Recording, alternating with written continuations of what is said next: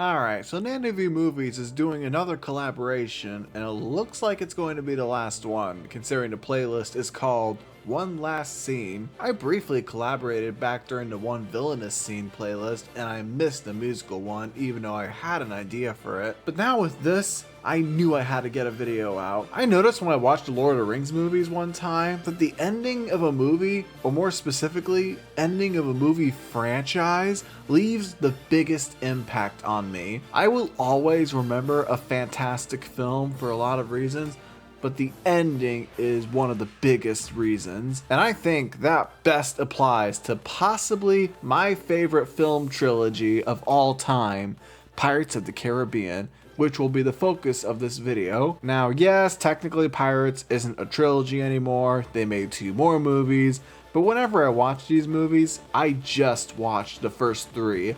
The other 2 are just cash grabs that weren't even directed by the person who directed the first 3, Gore Verbinski, and also the fact that Will and Elizabeth are completely absent in those last 2, aside from cameos in the 5th one that don't even make sense. The 3rd movie, At World's End, was originally intended to be the finale of a trilogy, and that's how I see it. The Pirates trilogy is a lot of fun. It's got some great action, Captain Jack Sparrow just being Captain Jack Sparrow, amazing music, and some really good CGI for the mid-2000s. But whenever I think back on these movies, I mostly think back to the entire ending of At World's End. It's one of my favorite climaxes in any movie in existence, and today I'm going to break it down. Yeah, not really one particular scene, basically the last 30 to 40 minutes of this video, but I don't think anybody will mind. Let's go! So let's set the stage real quick. Leading up to this, Lord Cutler Beckett has the heart of Davy Jones, which allows him to threaten Jones to obey his every order and gives him the freedom to rule the seas. His plan is to wipe out all pirates and anybody who has any sort of relationship with them, even a kid if need be. Now, Captain Hector Barbossa, who has just been resurrected from the dead, reunites with the Brethren court to decide what to do about this. He proposes releasing Calypso, who of course originally ruled the seas before she was bound into a human body by the original court. Thankfully, Jack is there to say no. They should just fight Beckett and his army themselves, and he even votes Elizabeth as the pirate king. Though it should be noted that Jack has ulterior motives, as he had Beckett follow some breadcrumbs to find Shipwreck Cove where the court is being held, just so he can get close to Jones, stab the heart, and become captain of the Flying Dutchman. Even when the court agrees to this, Barbossa decides to release Calypso anyway, but unfortunately this doesn't go according to plan, because Calypso, as she explained to Jones, actually plans on unleashing her anger on the people who found her in the first place. Now all the pirates are here, staring at Beckett's giant army with the Flying Dutchman, the most powerful ship in the world. All hope is lost. Well, not quite. Elizabeth stands up and gives a speech, letting all the pirates know that they can still fight back. Honestly, Elizabeth's character arc here might be my favorite arc for any female character. She starts off as a spoiled person living with her father, but who secretly admires pirates. She's able to use her intelligence to get out of situations, like where she calls Parlay to get Barbossa away from Port Royal, and burning all the rum to signal for help. Over the course of the trilogy, she becomes more and more violent, learning how to use a sword, and even willing to freaking murder Jack to save her own skin. But what I love most about this scene is that her father was a governor, and now with him dead, she gets the chance to lead an army. And listen to the music playing in this scene. They will hear the ring of our swords, and they will know what we can do! By the sweat of our brows, and the strength of our backs, and the courage of our hearts. That song is called Hoist the Colors. You might remember this was the song that played at the beginning of the movie when Beckett was hanging all those people. It was the song they used to call the Brethren court together. This song basically represents the freedom pirates yearn for, and this is what they are fighting for. And of course, Liz says the name of the song, and every single pirate ship raises their flags, ready for battle. It's genuinely one of my favorite scenes, and I always get goosebumps watching it. Now we move on to the battle itself. First of all, I just want to say how much I love the idea of having the entire fight happen in a maelstrom. This is a franchise that has already established that real world physics don't really matter. Some cartoony things have happened here and there, and heck, There are some moments we can take seriously, and yet the physics are laughably nonsensical. This is the balance that these movies do really well, being both silly and serious at the same time. And we of course know that Calypso is up there causing it, letting everyone know who's boss. This entire sequence is a lot of fun. It's visually impressive, especially when you take into consideration that because of the tight deadline the filmmakers were forced into, they were given only a few weeks to finish the visual effects. And this movie came out in 2007. How is it this movie has aged so much better than most modern blockbusters? And again, the score.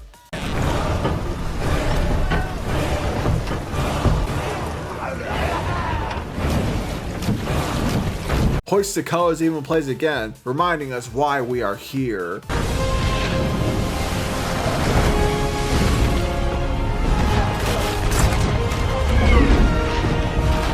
But thankfully, it's not just big, loud action. There are some nice character scenes here. Barbossa gets to be the fun captain we all remember him to be, basically getting excited how awesome their death will be. There's a fun callback to the first film when Will breaks Jack out of that prison cell. These are half-pin barrel hinges. With the right leverage and the proper application of strength, the door will lift free. Half-barrel hinges. Leverage.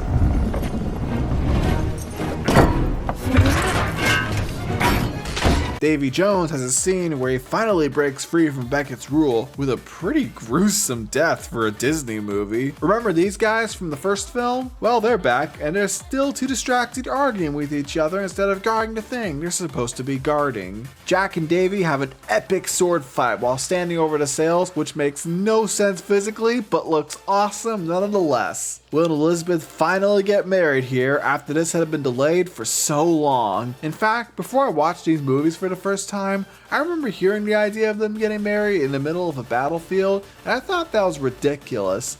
But then I actually saw it, and I realized that's kind of the point, but the heart is still there. Will's father, Bootstrap Bill, battles his son, with the movie implying that the ship has completely taken over him and that he's probably not coming back. But Will put a knife next to his head, the very same knife that Bill gave him in the last movie, also telling him that he won't kill him and that he made him a promise. And of course, this all leads to this climactic moment where the ultimate choice must be made.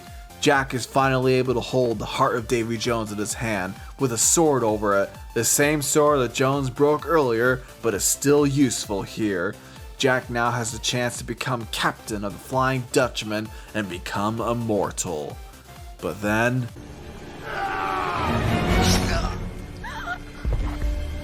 Oof! I always cringe at this because you could just feel that sword hurting him. And I didn't even notice this for the longest time, but that's the exact same sword that Will made for Norrington back in the first film. How poetic. Bill sees this and finally snaps out of it, attacking Jones, while Jack is now left with a choice.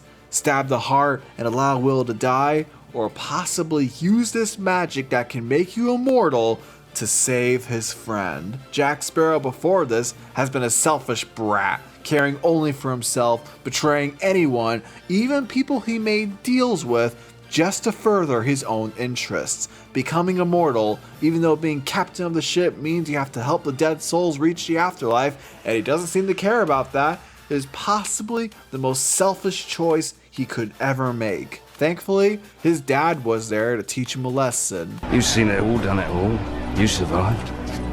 That's the trick, isn't it? To survive. It's not just about living forever, Jackie. The trick is living with yourself forever. Clearly, Jack took this to heart as he finally resents his usual behavior and makes a selfless decision.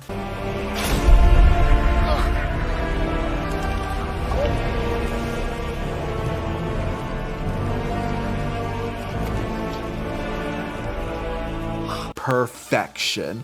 This is who Captain Jack Sparrow is. As Will said at the end of the first film, He's a pirate and a good man. while Jones dies sad. a character who was betrayed by his loved one and misused his purpose that was gifted to him by a god, forcing many people to suffer unnecessarily, meets a tragic end, not even a chance of redemption. And since Jack helped Will stab the heart, by the movie's rules, makes him captain, with the Black Pearl finally escaping the Maelstrom, with another fun callback to the first film, I might add.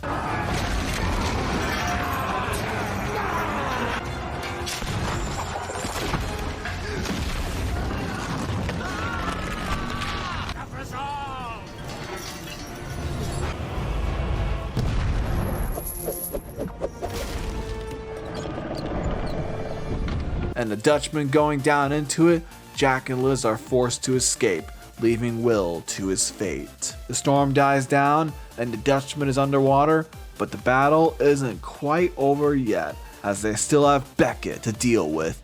Barbossa declines going in head first, but Jack knows what's going to happen, and so basically asks everyone to trust him. Beckett comes out, ready to finish the Pearl himself, and then...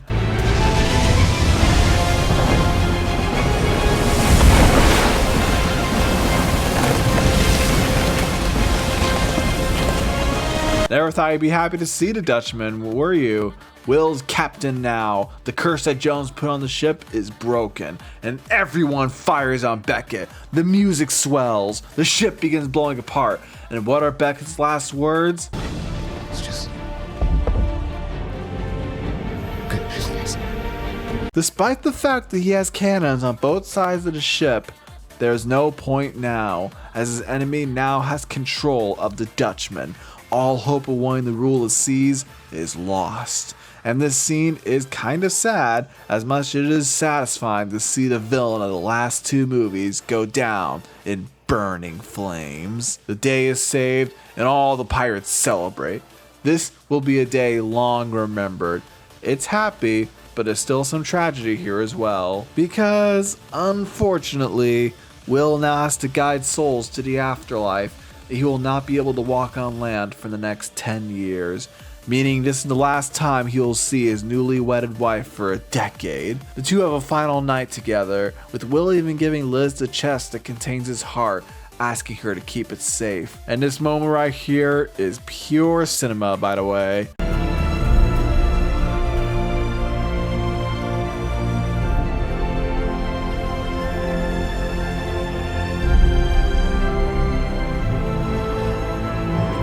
Screw Romeo and Juliet.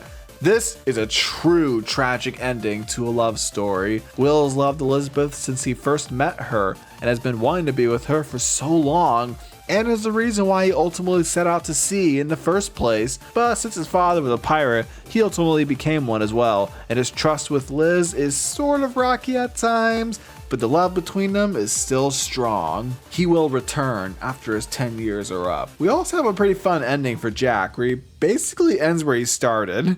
He started a trilogy with being mutinied by Barbossa, was forced to be on a tiny boat, and he ends his trilogy in the exact same way. And I guess they also tease the next movie, but whatever. But thankfully, he still has an adventure on the horizon. Now, as much as people like to think of these movies as being all about Jack Sparrow, the true protagonists are Will and Elizabeth. The first movie began with a flashback of them as children, and the final scene of the trilogy is the post-credits scene, where Will returns after 10 years, with Liz now having a child.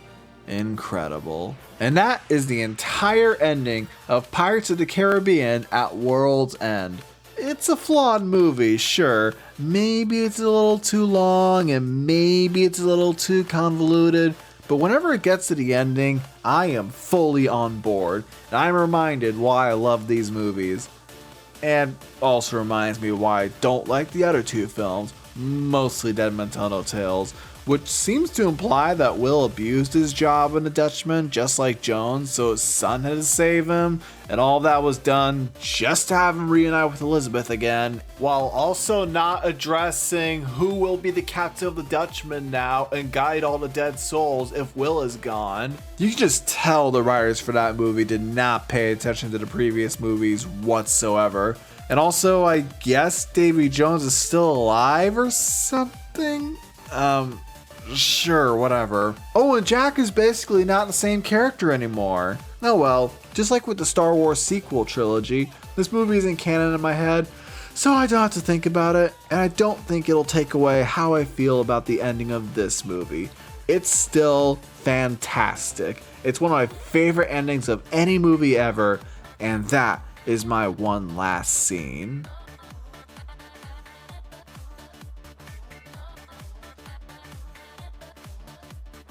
Thankfully, Jack is there to say no. They should just fight back. Thankfully, Jack is there to say no. They should just fight back. Thankfully, Jack is there to say no. They should just fight back it. What? Okay. That doesn't make sense. Thankfully, Jack is there to say no. They should just fight Beckett and his army themselves, and he even votes. Thankfully, Jack is there to say no. They should just fight Beckett and his army themselves, and he even votes Elizabeth as the Pirate King. That was weird. Thankfully, Jack is there to say no. They should just fight Beckett and his army themselves, and he even votes Elizabeth as the Pirate. Why is saying the word Pirate King really hard? Though it should be noted that Jack has ulterior motives, as he had Beckett follow some breadcrumbs to find Shipwreck Cove where the court is being held, just so he can go. Oh my gosh.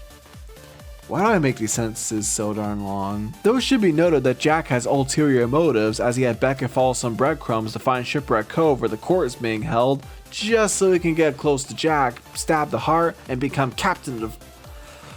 And the final scene of the trilogy is the post-credits scene where Will. Wow.